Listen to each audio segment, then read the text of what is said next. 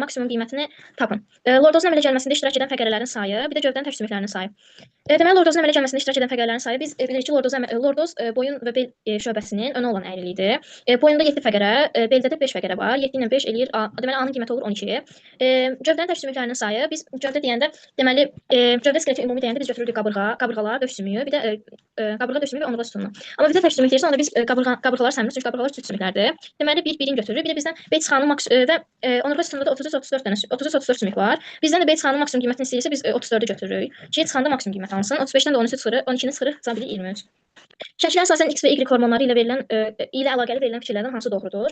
Deməli, kalsium.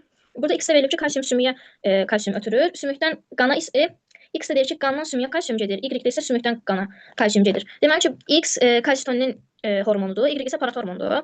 Deməli, bizə də doğru fikirlər istəyir. Birincidə deyir ki, X hormonu kalsitonindir. Qandan sümüyə. Bu düzdür. Y hormonu qalxana bənzər ətraf vəzi tərəfindən sintez olunur. Yəni bu paratormondur və qalxana bənzər ətraf vəzi tərəfindən sintez olunur. Bu da düzdür. X hormonu sintez edən vəzi qarın boşluğunda yerləşir. X kalsitonin hormonudur. Kalsitonin hormonu sintez edən vəzi qalxana bənzər vəzidir və qalxana bənzər vəzi bilirik ki, heç bir boşluqda yerləşmir. Ona görə bu səhvdir. X hormonu trioksindir. Bu da səhvdir. Çünki X hormonu kalsitonindir. Cavab olur 1 və 2.